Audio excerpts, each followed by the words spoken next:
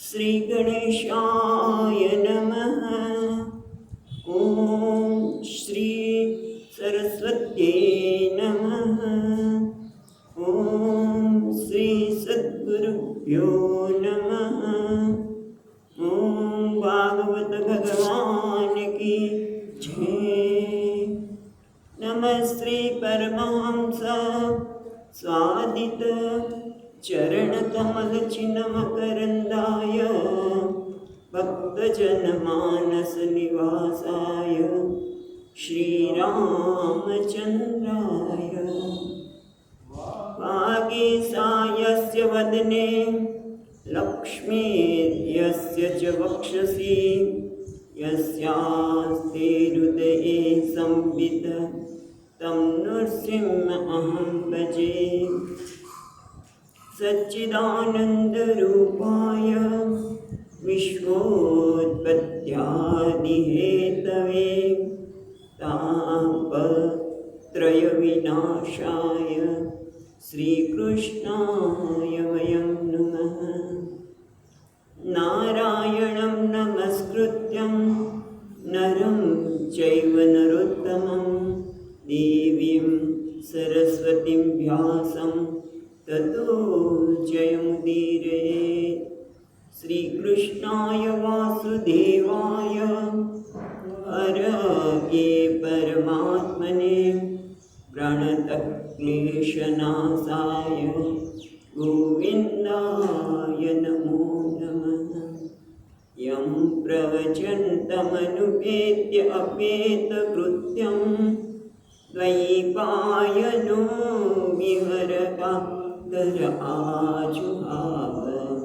पुत्रेति तन्मयतया सर्वोऽपिनेन्दुः तं सर्वभूतहृदयं मुनिमानतोऽस्मि।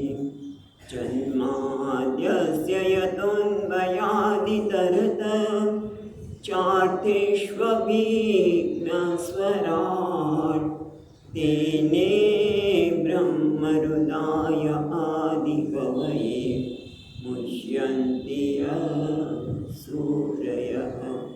तेजो वारिमृदां यथा विनिमयो यत्र त्रिसर्गो मृषा धाम्नां स्वेन सदा निरस्तकुहकं सत्यं परं धीमहि। नमो भगवते तुभ्यं वासुदेवाय धीमहि प्रद्युम्नाय निरुद्धाय नमः संकर्षणाय च।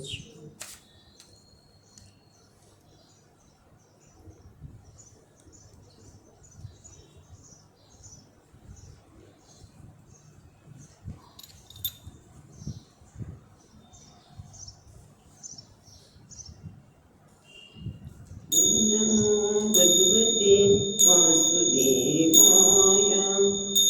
नमो भगवते वासुदेवाय। नमो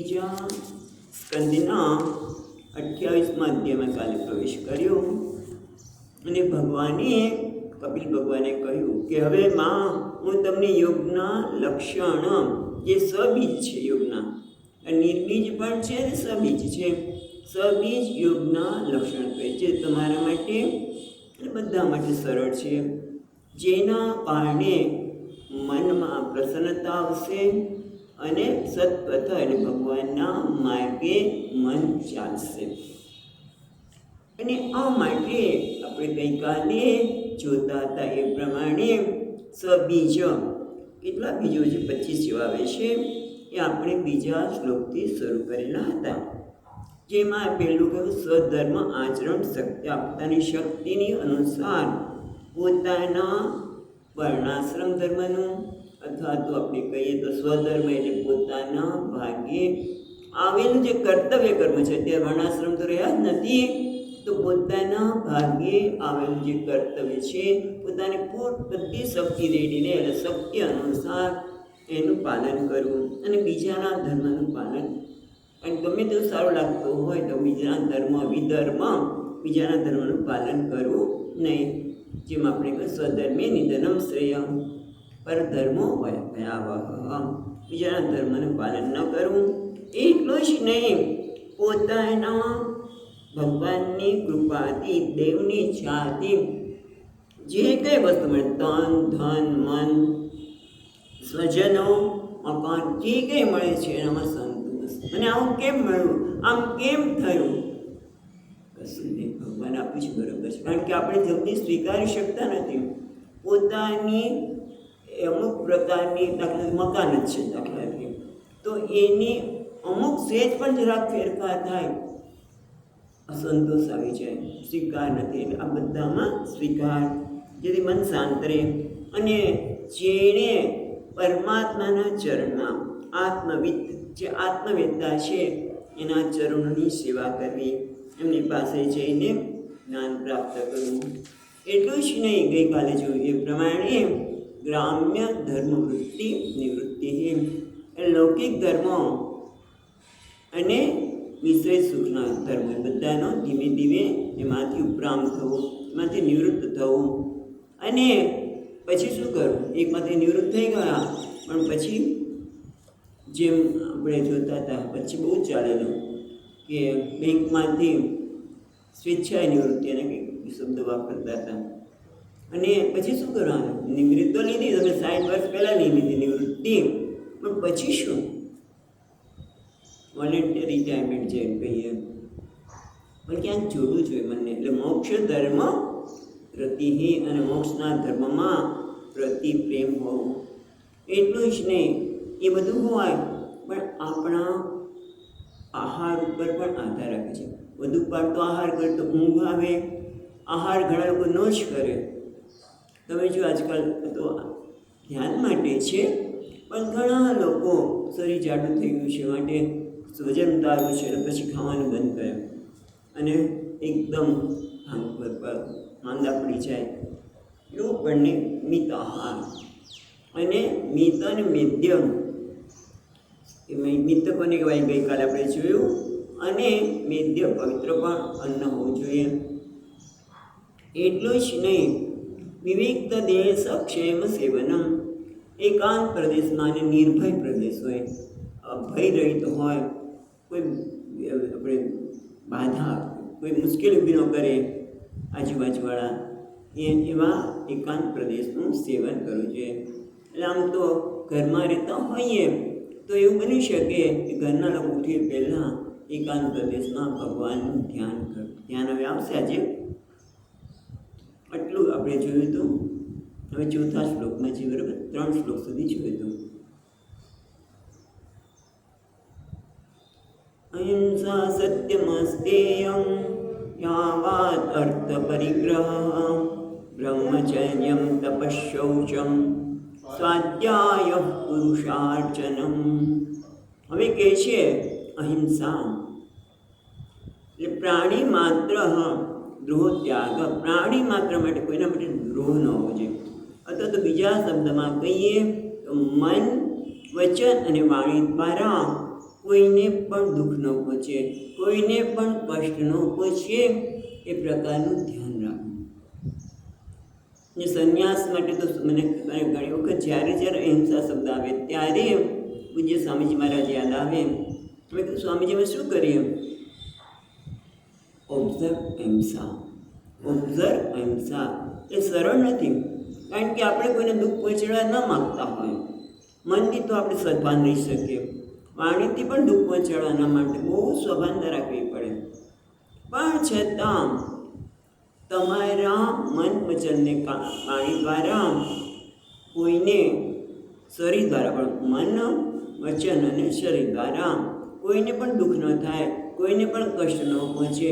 પ્રાણી માત્રને તમે વિચાર કરો કે મકોડા થાય, કીડીઓ થાય કે માંકડ, કંઈ પણ આપણે એ બધા પ્રાણી જ છે, એને પણ કષ્ટ ન થાય, એને મારી તો કેમ શકાય? પણ છતાં બહુ ધ્યાન રાખવું પડે કરતાં. પ્રાયશ્ચિત્તમાં પણ કરી લેવું જોઈએ. જો બહુ જ થતું હોય અને એમને કંઈક લક્ષ્મણ રેખા દોરીએ તો એમનો જીવ પણ જઈ શકે. એ બહુ સાવધાની. એમાં ચોમાસામાં આ લોકો જે વિહાર નથી કરતા, એક સ્થાન પર એટલે જ રહે છે કે જેથી પ્રાણીઓની હિંસા ન થાય, કોઈ પણ જીવજંતુને મરાય નહીં. અને એ જ રીતે શરીરના સ્તરે, વાણીના સ્તરે, કોઈ પણ ક્રિયાના સ્તરે કોઈને હિંસા ન પહોંચે એ સંબંધ રાખે. છતાં સામેની વ્યક્તિની સમજણ જુદી હોય સપોઝ, અને આપણે એને કોઈ પ્રકારે દુઃખ પહોંચાડવા ન માગતા હોય, પણ છતાં એના કોઈ આગ્રહના લીધે આપણી ક્રિયા, આપણું વર્તન એને દુઃખ પહોંચાડે તો આપણે શું કરી શકવાનું? ક્ષમા. કે ભાઈ મારે તો ઈચ્છા નહોતી, પણ છતાં તને હવે દુઃખ પહોંચ્યું છે તો હું ક્ષમા માગું છું. માનસિક મનથી તો માનવી શકીએ. પછી સત્યમ, આપણે પણ સત્યમ એટલે જે જોયું છે, જે જાણ્યું છે તેવું જ બોલવું. એટલે અથવા તો જે મેં જોયું છે, જે મેં જાણું છું એ જ વ્યક્ત કરવું, તો ન કરવું. અથવા અને બીજું સત્યનો અર્થ શું કે સત્યમ બ્રુયાત, પ્રિયમ બ્રુયાત, હિતમ બ્રુયાત.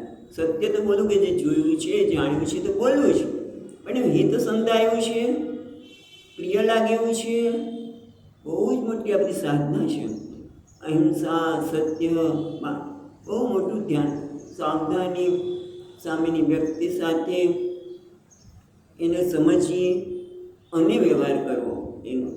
એટલે અહિંસા માટે જે સત્ય પણ જોયું છે, જાણ્યું છે બોલવા સાથે પ્રિય હોવું જોઈએ, એનું હિત શુદ્ધાર્થ હોવું જોઈએ.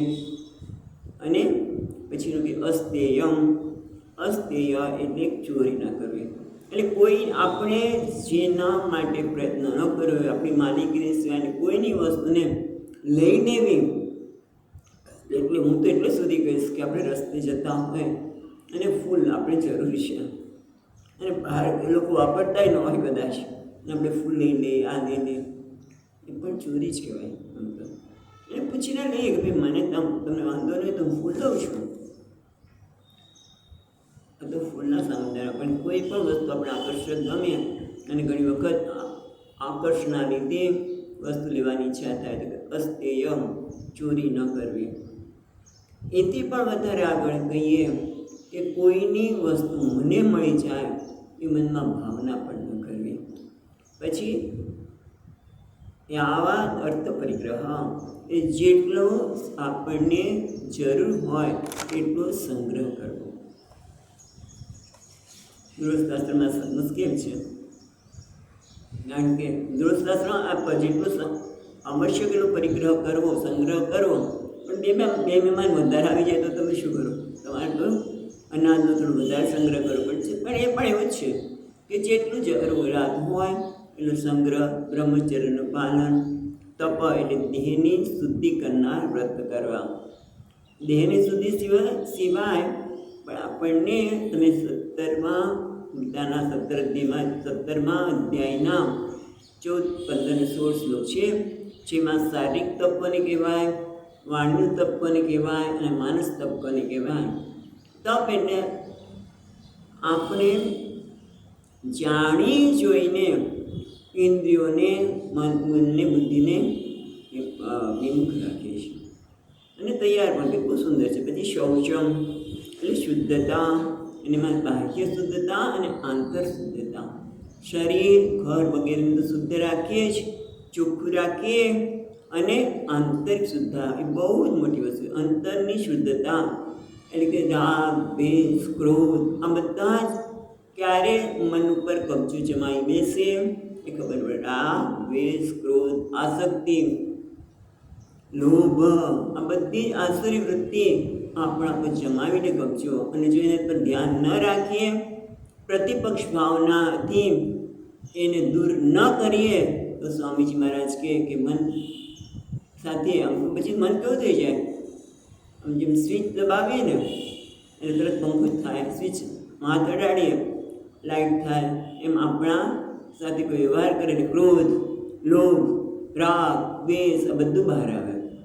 એના માટે સ્વામીજી દ્રષ્ટાંત આપે કે જેમ વર્ષા ઋતુ આવી હોય અને તમે ખડ કે એવું કશું આવ્યો જ નહીં તો 6 મહિના પછી થોડા 6 મહિનાની તો વાત જવા દો, 1-8 મહિના પછી પણ તમે અંદર જઈ શકો નહીં, તરત જ બીઠું હોય, જીવજંતુ હોય. એટલા માટે સફાઈ બહારની હોય એમ આંતર શૌચમ એ પણ બહુ જરૂરી છે. પછી સ્વાધ્યાય વેદનું અધ્યયન કરવું, શાસ્ત્રનું અધ્યયન કરવું, સ્તુતિ વગેરે કરવી, બધું અંદર આવી જાય. અને પુરુષાર્ચનમ ભગવાન, પુરુષ એટલે ભગવાનનું અર્ચન એટલે સેવા કરવી, પૂજા કરવી, અર્ચના કરવી, બધું આવ્યું. હવે આ કહે છે 5મા શ્લોકમાં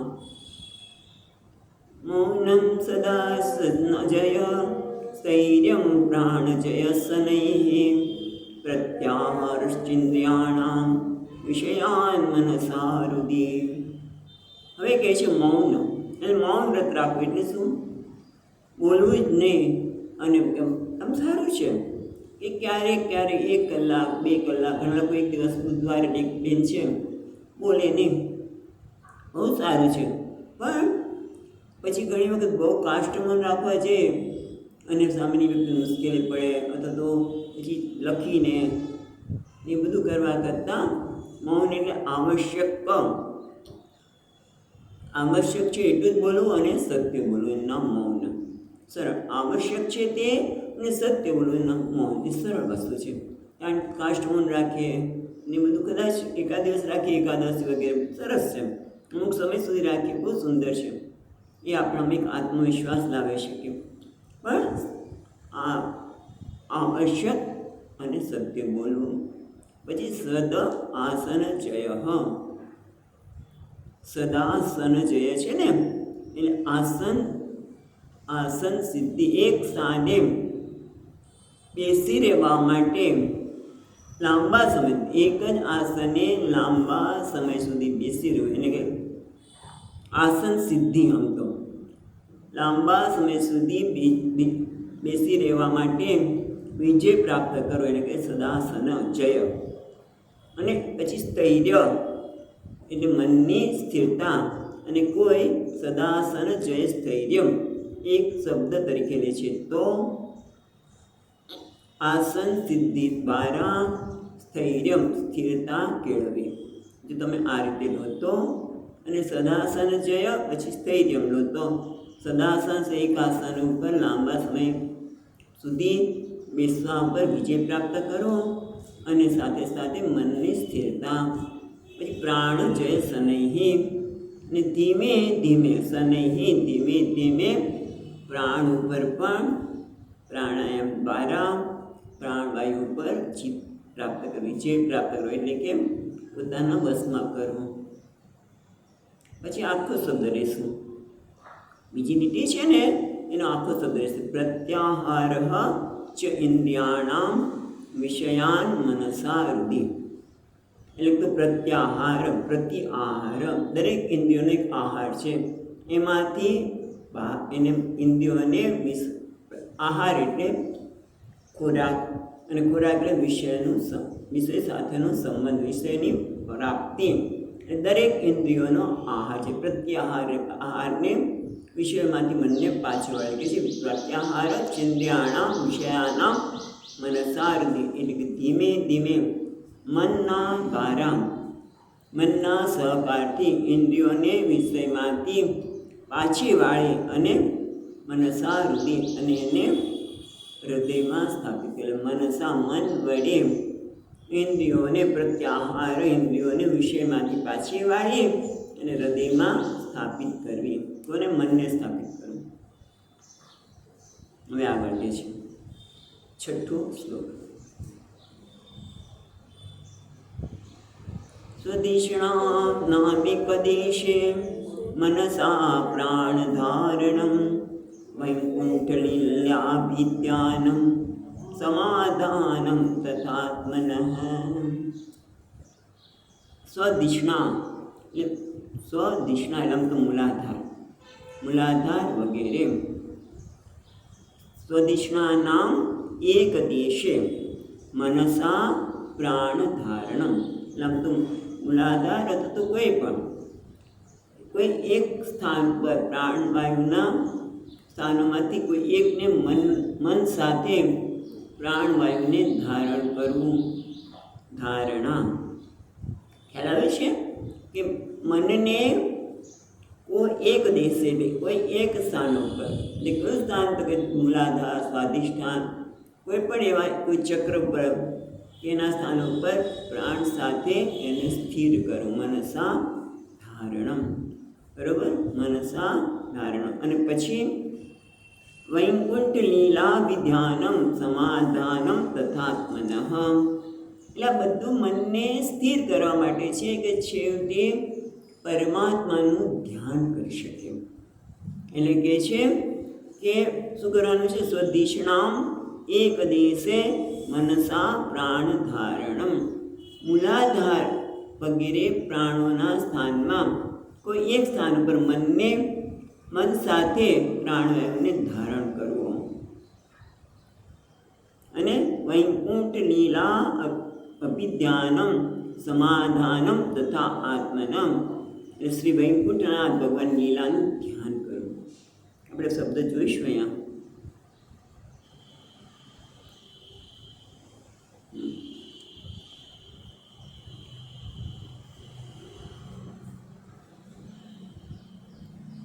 ધારણા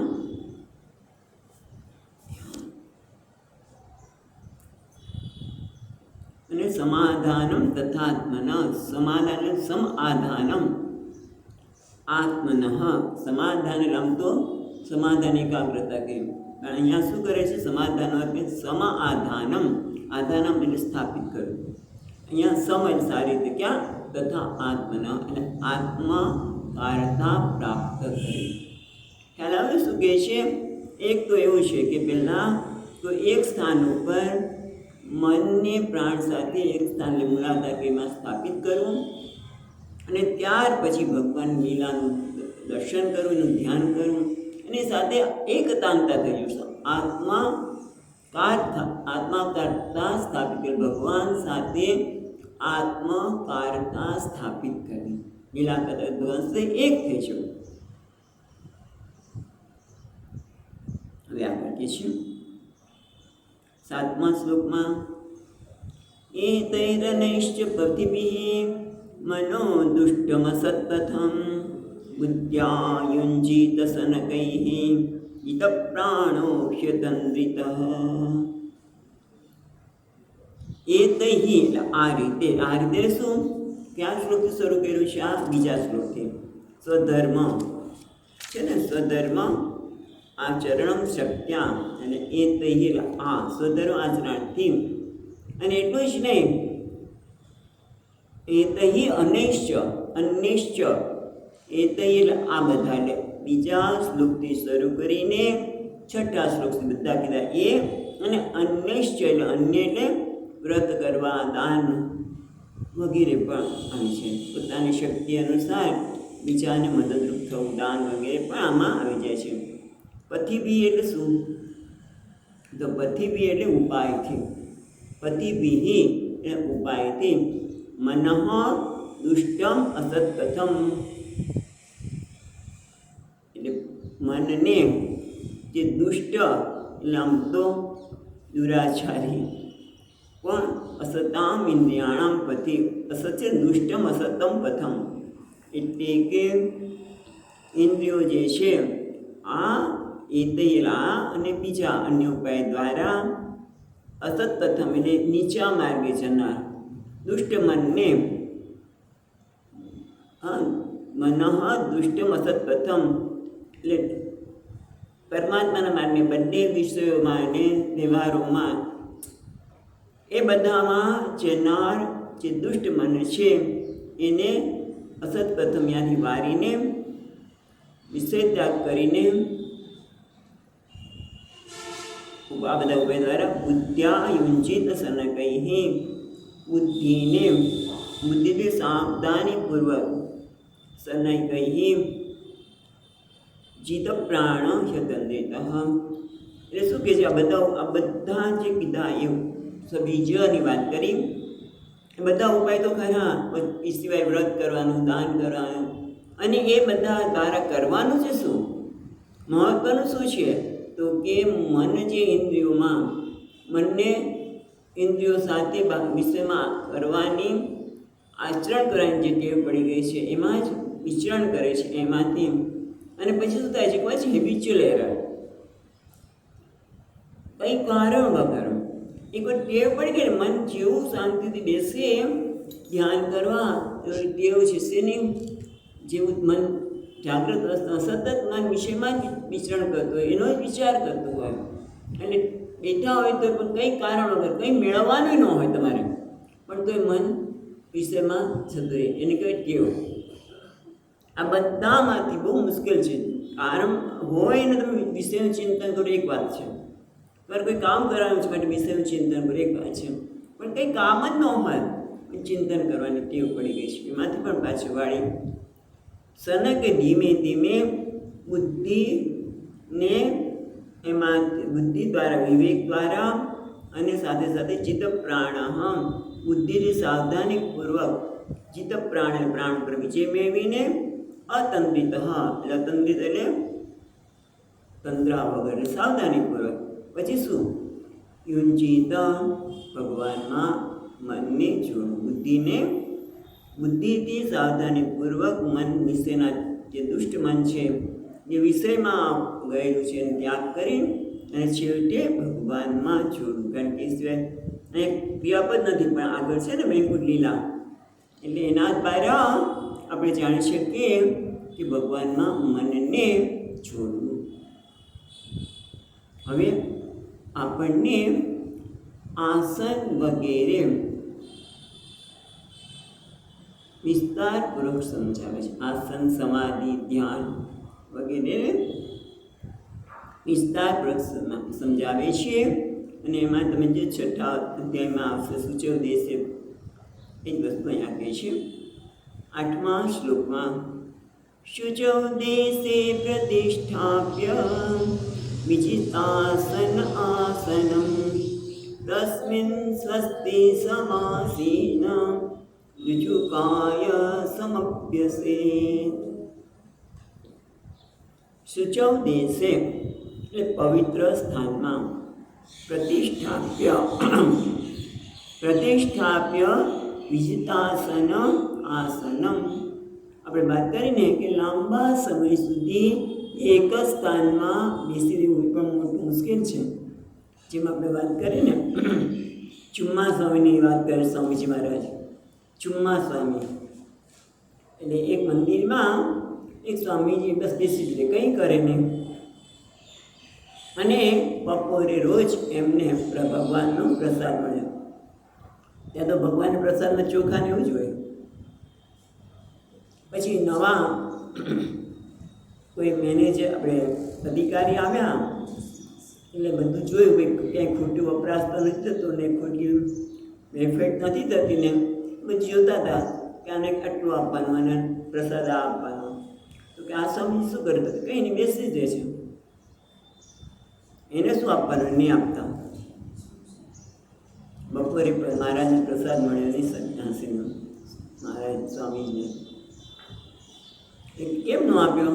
તો પેલા નવા અધિકારી આવી છે એમને કહ્યું નથી આપવાનો તમને. ઓકે, બીજે દિવસે કે તમે અમારો પ્રસાદ કેમ બંધ કર્યો છે? તો કે તમે કંઈ કરતા નથી. તો કે કંઈ નહીં, તમે મારી જેમ બેસો જોઈએ. બેઠા જરાક આમ એમને જોવાનું નહીં, સીધા બેસો, ક્યાંય જોવાનું આમ હાથે ઊંચો નહીં કરો, કંઈ નહીં. એ સરળ નથી, કારણ કે આપણને ટેવ પડે છે. એટલે કહે છે સૂચો દેશે પવિત્ર સ્થાનમાં વિજિતાસન, જેને પોતાના આસન પર સિદ્ધિ પ્રાપ્ત કરી છે એવા આસનમ પ્રતિષ્ઠાપ્ય, આસન કરવું. કેવું આસન હોવું જોઈએ? આસનમ પ્રતિષ્ઠાપ્ય. તો ઉષાજીન ચૈલોત્તરમ પ્રતિષ્ઠાપ્ય એટલે કે દર્ભનું આસન અથવા તો મૃગચર્મ, એની ઉપર રેશમી વસ્ત્ર બિછાવે. અને દર્ભ ઉપર રેશમી વસ્ત્ર બિછાવ્યું હોય, કારણ કે મૃગચર્મ તો મુશ્કેલ છે, કારણ કે મેળવવું પણ મુશ્કેલ. એટલા માટે કોઈને મૃગને, પશુને, સિંહને મારીને લેવાય નહીં, શિકાર કરીને એનું શરીર શાંત થયું હોય જાતે પછી લેવાનું આવે. એને કરતાં દર્ભાસન અને એની ઉપર રેશમી વસ્ત્ર. બહુ મોટું છે દર્ભમાં. આપણે આગળ ચર્ચા કરી ગયા ક્યારે? બરાબર, બહુ સુંદર છે દર્ભ. અને એના ઉપર રેશમી વસ્ત્ર મૂકીને અને પછી કે તસ્મિન સ્વસ્તિ સમાસીનમ, અને તેના ઉપર સ્વસ્તિકાસનના બેસવું અથવા સુખાસન. સ્વસ્તિકાસન કોને કહેવાય? હમણાં ટીકાકાર કહેશે આપણને, પણ સ્વસ્તિકાસનના ન ફાવે તો સામાન્ય રીતે એ આસનમાં આપણે લાંબો સમય બેસી શકીએ અને સુખાસન કહીએ. રુજુકાય સમાપ્યસે, અને દેહ રુજુકાય એટલે દેહની જે દેહ છે ટટ્ટા રાખીને સીધો, અને પછી તમે સમભ્યસે તો એ અભ્યાસ કરો. શેનો અભ્યાસ કરવાનો છે? પ્રાણાયામ. કારણ કે અહીંયા એનો શબ્દ નથી આપ્યો, પણ પછીના શ્લોકમાં પ્રાણાયામની વાત કરે છે, એટલે એને આધારે કહી શકાય કે સમ અભ્યાસે તો એનો અભ્યાસ કરો. એટલે કોનો કરવાનો છે? પ્રાણાયામનો. હવે આ સ્વસ્તિ આસન કોને કહેવાય? સ્વસ્તિ આસન. તો અહીંયા ટીકાકાર કહે છે કે ઉરુભાગને જંગાંતરાધાય, એટલે ઉરુભાગને બીજી પગની પિંડી ઉપર મૂકીને તથા પગનો પંજો, ખાલી વાંચું છું કારણ કે ખબર નહીં કેવી રીતે કરવું આસન, પણ એ ખરેખર એ ઘણું બધું આ સ્વસ્તિક આસન ઘણું બધું આપતું હોય છે. એના ફાયદાને વિશે જોયું નથી અત્યારે, તમે જાણી લેજો. પણ ઉરુભાગને બીજા પગની પિંડી પર મૂકીને તથા પગનો પંજો ટીચણની નીચે મૂકીને યોગીઓ જે આસન પર બેસે છે તેને જ્ઞાનીઓ સ્વસ્તિક આસન કહે છે. અભ્યસેત સમભ્યસેત, સારી રીતે અભ્યાસ કરવો જોઈએ. શેનો અભ્યાસ કરવો જોઈએ? પ્રાણાયામનો. તો પ્રાણાયામનો અભ્યાસ કેવી રીતે કરવાનો છે એ આપણને 9મા શ્લોકમાં કહે છે. પ્રાણસ્ય શોધને માર્ગમ પુરકુંભકરે ચકૈઃ, પ્રતિકૂલેન વા ચિત્તમ યથા સ્થિરમ ચંચલમ.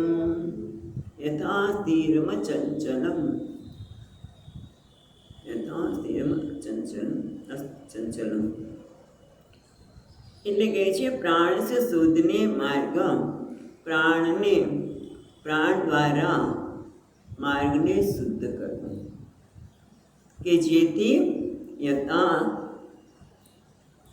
ચિત્તમ, જેના કારણે આ મન છે એ સ્થિર અને અચંચલમ, એટલે સ્થિર બને અને ચંચળતાનો ત્યાગ કરે. પ્રાણ શોધને માર્ગમાં પ્રાણનું શોધન કરવું છે. એના માર્ગ શું છે? એની પ્રક્રિયા શું છે? તો કે પૂરક કુંભક રેચકૈઃ. પછી કીધું પ્રતિકૂલે નવા, એનાથી પ્રતિકૂળ એટલે બીજી રીતે એ આપણે જે પ્રતિકૂળ એટલે શું જોઈએ પહેલાં, એ પછી જોઈએ છીએ.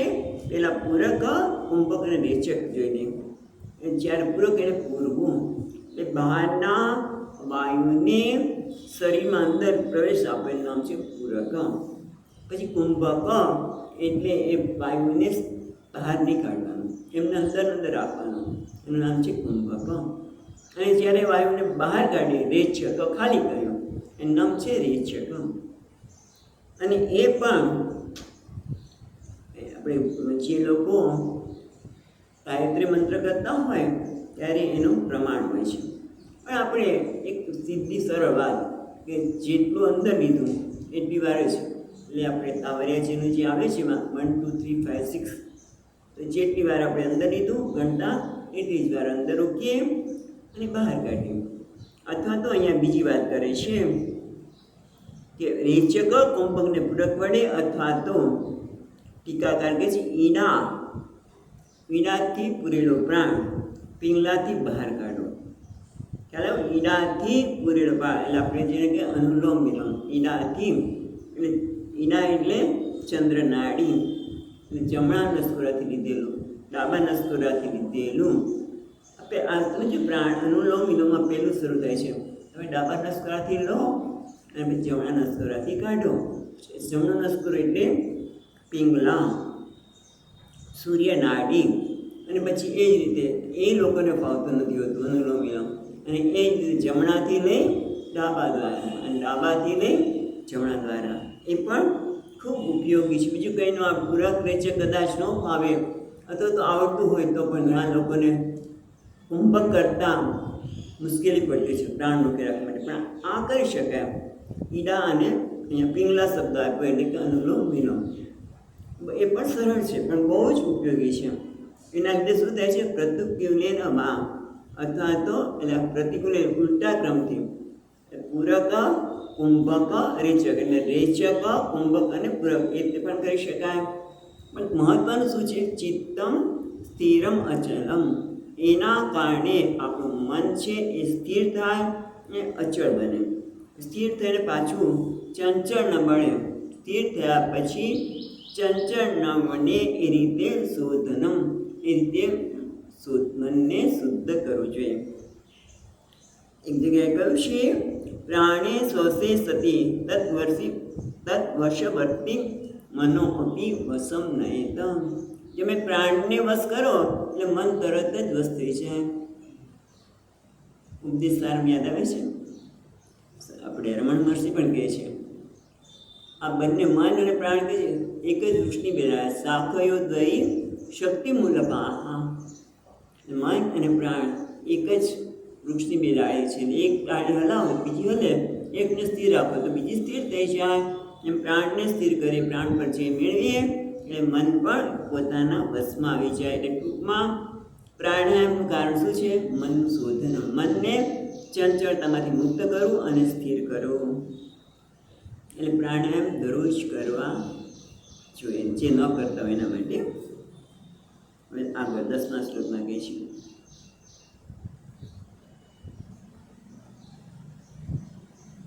આ પ્રાણાયામથી મન ઉપર વિજય તો પ્રાપ્ત કરી, પણ સાથે સાથે બીજો શું ફાયદો થાય છે એ આપણે 10મા શ્લોકમાં કહે છે. મનો અચિરાત વિરજમ જિત શ્વાસસ્ય યોગિનઃ વાયવગ્નિભ્યામ તથા લોહમ ધત્મા ત્યજતિ વૈમલમ. બીજી ટીમાં કહે છે પહેલાં જોઈએ ધત્માત એટલે ધમાત્તમ. ધત્માત નથી ધમાત્તમ. ધમાત્તમ એ તપાવેલું. લોહ એટલે આપણે લોખંડ કહીએ પણ આસવાનું છે. વાયુ અગ્નિભ્યામ યથા લોહમ ધત્માત માતમ ત્યજતી વૈમલમ. જે રીતે વાયુ અને અગ્નિને તમે વાયુ આપો તો અગ્નિ પ્રજ્વલિત થાય, અને એમાં તમે તપાવેલું જે સોનું છે એ ત્યજતી મલમ, એ મણને ત્યાગ કરે છે. તેમ ઉપરની લીટીમાં જે પહેલી લીટીમાં છે મનઃ અચિરાત સ્યાત વિરજમ ચિત્ત શ્વાસસ્ય યોગિન. જે યોગી પ્રાણ પર વિજય પ્રાપ્ત કરે, ચિત્ત શ્વાસ જે પ્રાણ પર વિજય પ્રાપ્ત કરે છે એ યોગીનું મન અચિરાત એટલે તરત જ વિના વિલંબે શું થાય છે? વિરજમ નિર્મળ બની જાય છે. એટલે મહત્વની વસ્તુ છે મનને નિર્મળ કરો, મનને શુદ્ધ કરવું. એ તો આપણે આગળ શૌચમાં પણ વિસ્તારપૂર્વક જોઈ ગયા. પણ બહુ સતત, કારણ કે મનમાં રાગ દ્વેષ કામ, રાગ દ્વેષના કારણે કામ ક્રોધ બધું એવું પડ્યું છે. આમ સ્વિચ જ દબાવવાનું, કોઈને જોઈને આપણે ક્રોધ ઉત્પન્ન થઈ જાય. અને પછી ક્રોધમાં તો જે ગડબડ કરે છે માણસ, પોતાનો વેગ ચૂકી દે, અને એના કારણે આ ભગવાન તો ક્યાંય જતા રહે. હવે આગળ કહે છે સમાધિ બહારરૂપ પ્રાણાયામ. પ્રાણાયામ શું છે? સમાધિનું બહાર છે. એટલા માટે આગળ કહે છે 11મા શ્લોકમાં પ્રાણાયામેર્દેહ દોષાન ધારણાપિશ્ચ કિલ્બિષાન પ્રત્યાહારેણ સંસર્ગાન જ્ઞાનેનાનીશ્વરાન ગુણાન. એટલે જેમ આગળ વાત કરી કે વાયુ અને અગ્નિના સંપર્કથી સોનાનું બધું મેલ બળી જાય છે, દહેત. એ રીતે પ્રાણાયામૈ દેહ દોષાન ત્યજેત. એટલે પ્રાણાયામ દ્વારા જે શરીરના દોષ છે એને બાળી નાખવા જોઈએ. એ શરીરને સ્વસ્થ કરવું પ્રાણાયામ દ્વારા. અને ધારણા વિશ્ચ કિલ્બિષામ, અને ધારણા દ્વારા, અને ધારણા એક જ વસ્તુ પર મનને સ્થિર કરવું, ધારણા. એના કારણે કિલ્બિષાન એટલે પાપાની દહેત, એના દ્વારા પાપનું દહન થાય છે, વિનાશ કરવો. પ્રત્યાહારેણ સંસર્ગાન. પ્રત્યાહારેણ સંસર્ગાન એટલે શું? શબ્દાદિ વિષય સંસર્ગાન. શબ્દ વગેરે વિષયનો જે સંસર્ગના કારણે, વિષયનો સંસર્ગ કરવો એ કંઈ મોટી વસ્તુ નથી. આંખ દ્વારા રૂપને જોયું નથી, પણ તરત જ એના કારણે મને એક રાગ ઉત્પન્ન થાય, કાં તો દ્વેષ ઉત્પન્ન થાય. એટલે પ્રત્યાહારેણ, જ્યારે ભગવાનનું ધ્યાન કરવું હોય ત્યારે આ પ્રત્યાહાર ઇન્દ્રિયોને એના વિષયમાંથી પાછી ખેંચી લેવી. એટલે કહે છે પ્રાણ દ્વારા દેહના દોષને બાળવા, ધારણા દ્વારા પાપને બાળવા, અને પ્રત્યાહાર વડે વિષયના સંસર્ગનો નાશ કરવો. ધ્યાનેન અનૈશ્વરાન ગુણાન. અને ધ્યાન દ્વારા અનઈશ્વર, જો જોઈએ અન નીકળશે, ધ્યાનેના નિશ્વરાન, ધ્યાનેન અનિશ્વરાન ગુણાન. ધ્યાન દ્વારા અનિશ્વર એટલે શું? ઈશ્વર એટલે પરમાત્મા ખબર છે. અનિશ્વર એટલે રાગ વગેરે દોષોને પણ બાળી નાખો. અહીંયા સરસ ટીકાકારને પણ જોતા રહીશું. ધ્યાન એટલે શું? પેલા ધ્યાનેન અનિશ્વરાન ગુણાન, એટલે ધ્યાન દ્વારા અનિશ્વર એટલે રાગ દ્વેષ વગેરે ગુણોને બાળવા. એટલે કે ધ્યાન એટલે શું? કે ચિત્તવૃત્તિને ભગવાનના શ્રી વિગ્રહમાં કેન્દ્રિત કરવું. ને પતંજલિ સૂત્ર અનુસાર ચિત્તનું એક સ્થાન પર કેન્દ્રિત કરવું, એનો કહે છે ધારણા. ખ્યાલ આવે છે? અને સ્વામીજી મહારાજ હંમેશા કહે કે મનને પ્રાણાયામ બરોબર છે, પણ જે કંઈ કરો એ ભગવાન સાથે જોડી દો તો એ શુદ્ધિ વધારે છે. પતંજલિ સૂત્ર પ્રમાણે કોઈ એક સ્થાન ઉપર ઘણા વખત કે ઘણી કે જ્યોતની સામે જોયા કરો, ના, પરમાત્મામાં સ્થિર કરો વધારે સારું છે. એટલે ભગવાનમાં શ્રી વિગ્રહમાં એક સ્થાન પછી ભગવાનના શ્રી વિગ્રહમાં ગમે ત્યાં, અથવા તો આખા શ્રી વિગ્રહમાં ભગવાનનું મન છૂટી જાય એનું નામ છે ધ્યાન. અથવા તો પતંજલિ સૂત્ર પ્રમાણે એક સ્થાનમાં એને સ્થાપિત કરવું.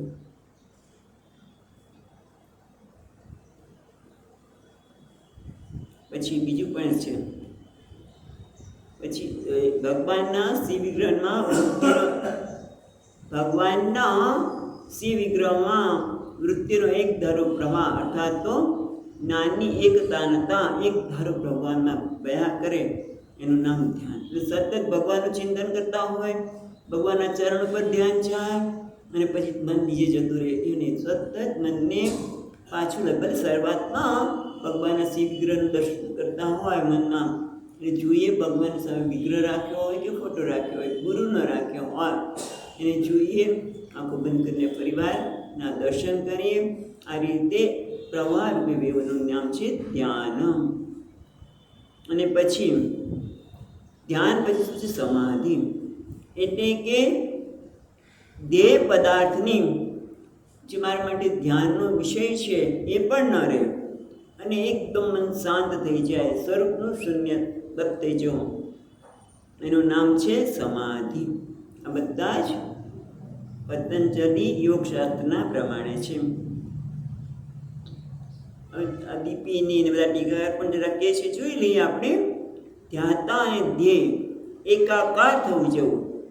ધ્યાતા ધ્યાન કરનાર અને ધ્યેય વિશે બંને રહે છે નહીં તો શું રહે? બ્રહ્મરૂપ. એ વૃત્તિ નિરોધ, એનું નામ છે સમાધિ. અને વેદાંત પ્રમાણે હું સમાધિસ્થ છું. પણ ક્યારે કહી શકાય હું સમાધિસ્થ છું? કે જ્યારે મારા માટે કોઈ દ્વૈત રહે છે, દ્વૈતની સત્યતા છે ન રહે ત્યારે. બહુ મોટી વસ્તુ છે.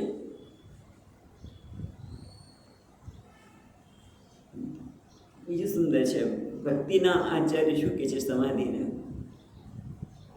બરાબર, પતંજલિ સૂત્ર પ્રમાણે વેદાંત પણ જોયું આપણે. અને હવે કહે છે ભગવાનના શિવ વિગ્રહના ધ્યાનમાં આનંદના પૂરમાં ડૂબી જવું. ભગવાન શિવ વિગ્રહ આનંદમાં ડૂબી જવું, એનું નામ છે સમાધિ. અન્ય વિજાતિ વૃત્તિનો સતત અવધ્ય ધ્યાન, કોઈ વિજાતિ વૃત્તિ ન આવે એનું નામ છે અવ્યવધાન.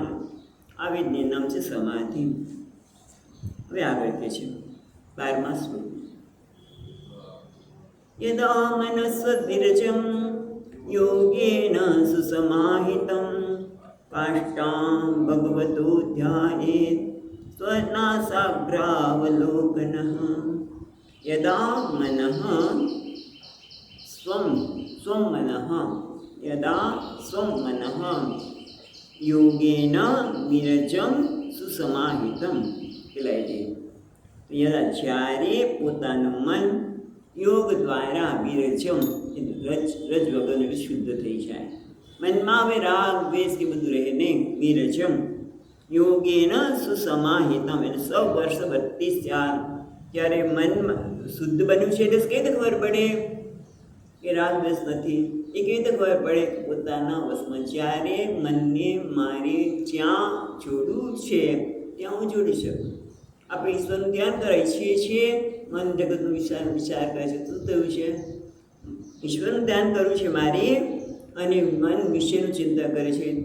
એટલે કે શું કર્યું? એ હજી એનામાં રજોગુણ રહેલું છે. રજોગુણના કારણે એ વિશેનું ચિંતા કરે. વિરજમ, જ્યાં રજોગુણ રહ્યો નથી, શુદ્ધ બની ગયું છે, ત્યારે જ મન પોતાના વશમાં હોય. વશવર્તિતમ સ્વવશિતમ સ્યાત.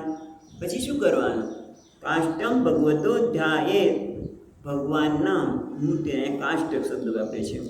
એટલે ભગવાનની મૂર્તિ, ભગવાન જે સ્વરૂપ છે એનું ધ્યાન કરવું જોઈએ. કેવી રીતે ધ્યાન કરવું જોઈએ? તો વિસ્તારથી 13 થી 18મા શ્લોકમાં બહુ સુંદર વાત કરે છે કે કાષ્ટમ ભગવતો ધ્યાયેત. પણ કેવી રીતે? સ્વનાસાગ્રાવ અવલોકન. એ ભગવાનના દર્શન પણ કરતા છીએ, પણ આપણું ધ્યાન કે સ્વનાસાગ્ર અવલોકન, પોતાના નાસિકાના અગ્રભાગ ઉપર દ્રષ્ટિ કરીને. એટલે જ્યારે પોતાનું મન શુદ્ધ થાય અને યોગ માર્ગને લીધે જ્યારે સ્થિર થાય ત્યારે નાસા અગ્રભાગ પર દ્રષ્ટિ રાખીને કાષ્ટમ ભગવતો ધ્યાયેત, ભગવાનની મૂર્તિનું ધ્યાન કરવું છે. તો અહીંયા બહુ સરસ કહે છે સ્વનાસાગ્ર નિરીક્ષણ શા માટે કહે છે?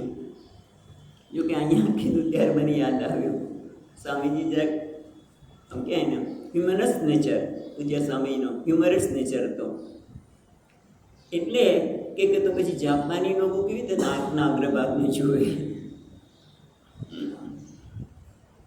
સ્વનાસાગ્ર એનું ધ્યાન કરવાથી શું થાય કે મન, જો તમે એક સ્થાન ઉપર નાસાગ્ર ભાગ પર તમે સ્થિર ન કરો તો મન આજુબાજુ જોવે, તો ચંચળ બની જાય, સ્થિરતા પ્રાપ્ત ન કરે, અને આજુબાજુ જોઈએ તો વસ્તુને જોઈને આસક્તિ પણ આવે, અને મન આ આસક્તિના કારણે મન એમાં વિચરણ કરી જાય.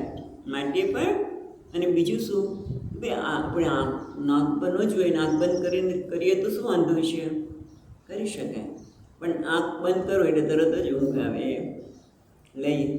એટલે બંનેને ટાળવા માટે, નિંદ્રાને ટાળવા માટે અને વિષયમાં મન ન જાય, એમાં આસક્ત ન થાય માટે નાસાગ્રે અવલોકનમ. કેટલું બધું સુંદર ટીકાકર આપણે બધું ધ્યાન બતાવે છે કે નાસાગ્રે એની પાછળનો હેતુ એટલો જ છે કે જેથી મન જો બીજા બધા વિષયમાં ન જાય, એનું ચિંતન ન કરે, અને જો આંખ બંધ કરી દે તો મન ઊંઘી જાય, એ પણ ન થાય. ત્યારે નાસાગ્રે ધ્યાન મનને ત્યાં આપણે રાખીને ઈશ્વરના મૂર્તિનું ધ્યાન કરવું જોઈએ. ધ્યાન એટલે એક જ શાંતા, વિષય એક જ મનની વૃત્તિ, ભગવાનની જ વૃત્તિ રહે. અને એના માટે આપણને 13મા શ્લોકથી ભગવાનનું આખું વર્ણન કર્યું. ભગવાનનું મુખ કેવું છે, પછી કેવા વસ્ત્રો પહેર્યા છે, કેવા અલંકારો ધારણ કર્યા છે, એક વનમાળા ધારણ કરી છે, બધું સુંદર વિસ્તારથી વાત કરે છે. પણ એક શ્લોક વાંચવામાં રસ નથી પડતો, કારણ કે એક શ્લોક વાંચીએ અને પછી આમ સમય થઈ જાય છે, કાં તો બધા શ્લોક વાંચવા પડે, 13 થી 17, 18, એટલે આપણે અહીંયા અટકીએ છીએ. આવતી વખતે જોઈશું.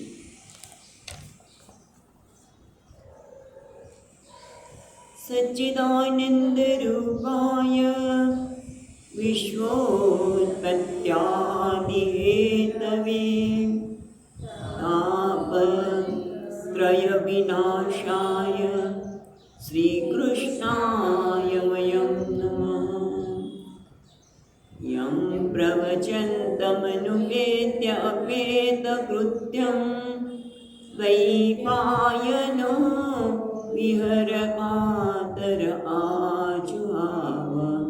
પુત્રેતિ તન્મયતયા તરવો વિનેન્દુઃ तं स बभूतहृदयं मुनिमानतोऽस्मि.